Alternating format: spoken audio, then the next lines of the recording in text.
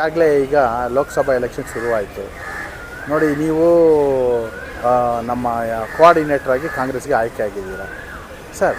ಯಾಕೆ B J ಪಿಗೆ vote ಹಾಕಬಾರ್ದು ಮತ್ತು ಯಾಕೆ ಕಾಂಗ್ರೆಸ್ಗೆ ಓಟ್ ಹಾಕಬೇಕು? ದಯವಿಟ್ಟು ತಿಳಿಸಿ ಸರ್, ನಿಮ್ಮ ಅನಿಸಿಕೆಯನ್ನು ತಿಳಿಸಿ. 18ನೇ ಲೋಕಸಭಾ ಚುನಾವಣೆ 26ನೇ ತಾರೀಕು ಕರ್ನಾಟಕದಲ್ಲಿ ನಡೆಯಲಿದೆ. ಇದು ಫಸ್ಟ್ ಫೇಸ್ ಚುನಾವಣೆ. ಯಾಕೆ ಕಾಂಗ್ರೆಸ್ಗೆ ಮತ ಹಾಕಬೇಕು ಅಂದರೆ, ಕಾಂಗ್ರೆಸ್ ಸುಮಾರು 10 ತಿಂಗಳಿಂದ ಸಿದ್ದರಾಮಯ್ಯ ನೇತೃತ್ವದ ಸರ್ಕಾರ ಈಗ ಅಸ್ತಿತ್ವದಲ್ಲಿದೆ. ಸಿದ್ದರಾಮಯ್ಯ ನೇತೃತ್ವದ ಸರ್ಕಾರದಲ್ಲಿ 5 ಗ್ಯಾರಂಟಿಗಳನ್ನು ಕೊಟ್ಟಿದ್ದಾರೆ. ಒಂದು ಅನ್ನಭಾಗ್ಯ, ದ ಗ್ರೇಟೆಸ್ಟ್, ಏನು ಸ್ವಾಮಿ ವಿವೇಕಾನಂದರು ಹೇಳ್ತಾಯಿದ್ರು, ಹಸಿದವನಿಗೆ ಅನ್ನ ಕೊಡಿ ಅಂತ.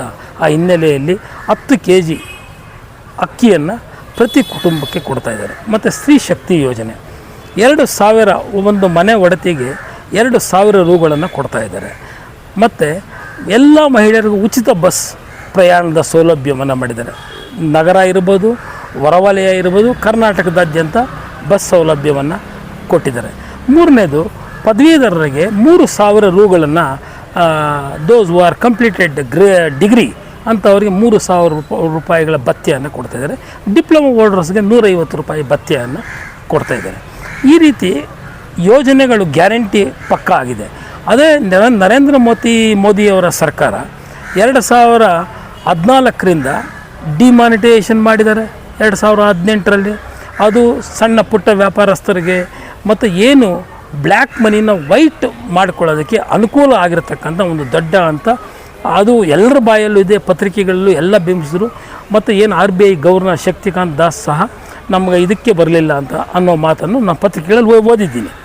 ಈ ರೀತಿ ಅದಾದ ಮೇಲೆ ಏನು ಅಡುಗೆ ಅನಿಲ 350-400 ರೂಪಾಯಿಗಿತ್ತು, ಅದು ಇವತ್ತು ಅಡುಗೆ ಅನಿಲ 1,150 ರೂಪಾಯಿ ಗಡಿ ದಾಟಿದೆ ಇವರ ಯೋಜನೆಗಳು. ಮತ್ತು ಇನ್ನೂ ಅನೇಕ ಕಾರ್ಯಕ್ರಮಗಳು. ನಾನು ಯಾಕೆ ಲ್ಯಾಪ್ಸಸ್ ಆಗಿದ್ದಾರೆ ಅಂತ ಹೇಳಿದ್ರೆ, ನರೇಂದ್ರ ಮೋದಿ ಗೌರ್ನಮೆಂಟು ಕರ್ನಾಟಕದಲ್ಲಿ ಮೇಕೆದಾಟು ಯೋಜನೆ ಇದೆ, ಮತ್ತು ಮಹದಾಯಿ ಯೋಜನೆ ಇದೆ, ಹಸಿರು ವಲಯ ಅನುಮತಿನೇ ಕೊಟ್ಟಿಲ್ಲ. ಇವರು GST ಏನು ಕರ್ನಾಟಕಕ್ಕೆ ಪಾಲು ಬರಬೇಕು, ಆ GST ಅದನ್ನು ಕೊಟ್ಟಿಲ್ಲ ಇವರು. ಅದಕ್ಕೆ ಇವರು ಕೇಂದ್ರದ ಮುಂದೆ ನಮ್ಮ ಏನು ಕ್ಯಾಬಿನೆಟ್ ಸಚಿವರುಗಳು ಮತ್ತು ಸಿದ್ದರಾಮಯ್ಯ ಎಲ್ಲ ಹೋಗಿ ಅದನ್ನು ಅದು ಒಂದು ದಿನ ಧರಣ ಮಾಡಿ ಕೋರ್ಟ್ಗೂ ಸಹ ಹಾಕಿದ್ದಾರೆ. ಆ ಹಿನ್ನೆಲೆಯಲ್ಲಿ ಬರ ಪರಿಹಾರ ನಿಧಿ NDRF ಅದು ಸಹ ಬಂದಿಲ್ಲ. ಮತ್ತು DK ಸುರೇಶ್ ಅವರು ಇತ್ತೀಚೆಗೆ ಪಾರ್ಲಿಮೆಂಟಲ್ಲಿ ನಮ್ಮ ತೆರಿಗೆ ನಮ್ಮ ಹಕ್ಕು ಅಂತ ಕೇಳಿದ್ರೆ ಅವ್ರನ್ನ ಬೇರೆ ರೀತಿ ಬಿಂಬಿಸ್ತಾರೆ.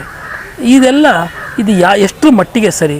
ಆ ಹಿನ್ನೆಲೆಯಲ್ಲಿ ಜನಸಾಮಾನ್ಯರು ಎಲ್ಲರೂ, ಏನು ಒಂದು ಹಳ್ಳಿಗಾಡಿನಿಂದ ಹಿಡಿದು ಪಟ್ಟಣ ಪ್ರದೇಶದವ್ರಿಗೂ, ಯುವಕರಿಗೆ, ಮಧ್ಯಮ ವಯಸ್ಸಿನವರಿಗೆ, ಇವರೆಲ್ಲರಿಗೂ ಒಂದು ಅನುಕೂಲಕರ ವಾತಾವರಣದಲ್ಲಿ ಸಿದ್ದರಾಮಯ್ಯ ಸರ್ಕಾರ ನಡೀತಾಯಿದೆ. ಅದಕ್ಕೆ ದಯವಿಟ್ಟು ಕಾಂಗ್ರೆಸ್ಗೆ ಮತ ಕೊಟ್ಟರೆ ಇನ್ನೂ ಹಿತಕರವಾದ ಹಲವು ಯೋಜನೆಗಳನ್ನು ಜಾರಿಗೆ ತರಲೇ ಸಫಲವಾಗುತ್ತೆ ಅಂತ ನಾನು ಈ ಸಂದರ್ಭದಲ್ಲಿ ಹೇಳಲಿಕ್ಕೆ ಇಚ್ಛೆಪಡ್ತೇನೆ.